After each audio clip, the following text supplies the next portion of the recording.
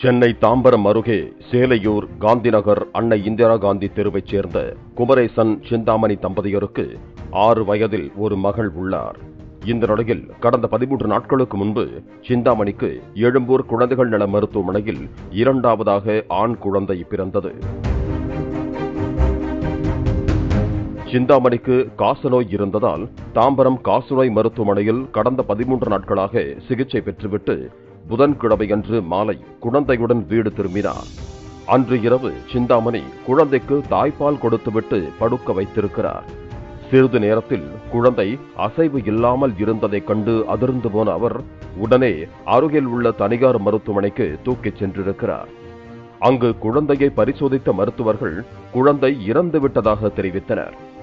பிறந்து 13 நாட்களேயான ஆண் குழந்தை இறந்த சம்பவம் குடும்பத்தினரிடையே பெரும் சோகத்தை ஏற்படுத்தி இருக்கிறது. மேலும் தகவல் அறிந்த சேலையூர் காவல்துறையினர் குழந்தையின் உடலை கைப்பற்றி பிரேத பரிசோதனைக்காக குரோம்பேட்டை அரசு மருத்துவமனைக்கு அனுப்பி வைத்தனர். பிரேத பரிசோதனையின் முடிவு வெளியான பின்னரே குழந்தை மூச்சு திணறலால் இறந்ததா அல்லது வேறு காரணத்தால் உயிரிழந்ததா என்பது தெரியவரும் என போலீசார் தெரிவித்தனர்.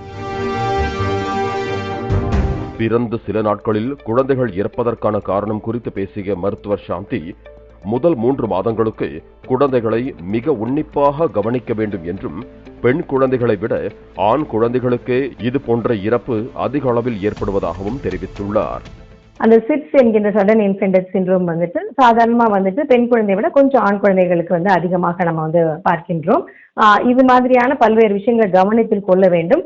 பொதுவாக அது ஆண் குழந்தையாக இருந்தாலும் சரி, பெண் குழந்தையாக இருந்தாலும் சரி, பாலூட்டும் பொழுதும் அதை தூங்க வைக்கும் பொழுதும் குழந்தையுடைய மூக்கு பகுதி பாதிக்கப்படாமல் இருக்க வேண்டும். குழந்தைகளை தாய் அருகில் படுக்க வைத்து அசந்து தூங்கி விடுவதால் அவர்கள் மீது தாயின் உடல் அல்லது உடைகள் போன்றவை குழந்தையின் சிறிய மூக்கின் மீது படுவதால் மூச்சுவிட முடியாத நிலையில் இது போன்ற இறப்பு ஏற்படுவதாகவும் மருத்துவர் தெரிவித்திருக்கிறார். குழந்தைக்கு பக்கத்துல படுத்து குழந்தையோட நம்ம அணைத்திட்டு படுக்கிறது, அந்த மாதிரி பண்ணும்பொழுது ரோல் ஓவர் அப்படின்னு சொல்லுவாங்க. அவங்கள அறியாம தூக்கத்துல குழந்தையோடைய சிறிய மூக்கு 2 மூக்கு துவாரங்களையும் மூடிடுறது, அல்லது நம்ம மேல இருக்கிற ட்ரெஸ் அந்த மாதிரி போட்டு ஒரு திக்குமுக்காடுற மாதிரி ஒரு சூழலை ஏற்படுத்துவது. பக்கத்துல குழந்தைக்கு பக்கத்துல வைக்கப்பட்ட தலகாணி, பெட்ஷீட்டு, இது மாதிரி பொருட்கள் குழந்தையோட மூக்கு துவாரத்தை மூடுறது. ஸோ இது மாதிரி சிறிய காரணங்களால எளிதா குழந்தையோடைய 2 மூக்கு துவாரங்களும் க்ளோஸ் ஆகும் பொழுது மூச்சு திணறல் ஏற்பட்டு குழந்தை இறந்து போவதற்கான வாய்ப்பு இருக்கிறது. முதல் 3 மாதங்களுக்கு குழந்தைகளின் கழுத்து உறுதித்தன்மை இல்லாமல் இருப்பதால் அதை கையாளும் முறையினை குழந்தை பிரசவிக்கும் முன்பே பொம்மைகள் மூலமாக புரிதல்களை ஏற்படுத்திக் கொள்ள வேண்டும் என மருத்துவர் சாந்தி தெரிவித்திருக்கிறார். சாதாரணமா ஒரு கர்ப்பிணி பெண் கர்ப்ப காலத்திலேயே குழந்தை பிறந்ததுக்கு அப்புறம் அந்த குழந்தைய நம்ம எப்படி தூக்கணும், அதுக்கு எப்படி எந்த பொசிஷன்ல பால் கொடுக்கணும், இது மாதிரியான விஷயங்கள் எல்லாம் நம்ம முன்னாடியே சொல்லி வைக்கிறது ரொம்ப நல்லது.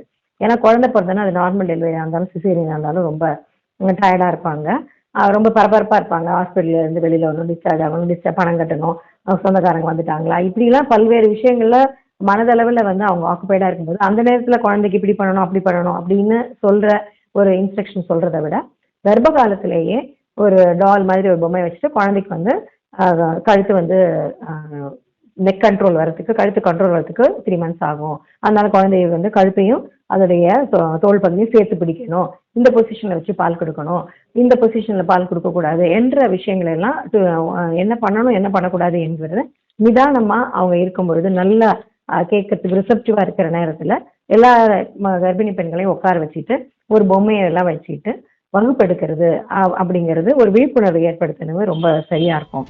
அது மட்டுமின்றி குழந்தைகள் தூங்கும் இடங்களில் உள்ள ஆடைகள் தொய்வுத்தன்மை இல்லாமல் இறுக்கமாக மெத்தைகள் மீதோ கட்டில் மீதோ விரிக்கப்பட்டிருக்க வேண்டும் என்றும் மருத்துவர் தெரிவித்துள்ளார். பிளே ஸ்டோர் மற்றும் ஆப் ஸ்டோரில் இருந்து பாலிமர் செயலியை QR கோடு மூலம் பதிவிறக்கம் செய்யுங்கள். செய்திகளை உடனுக்குடன் பெறுங்கள்.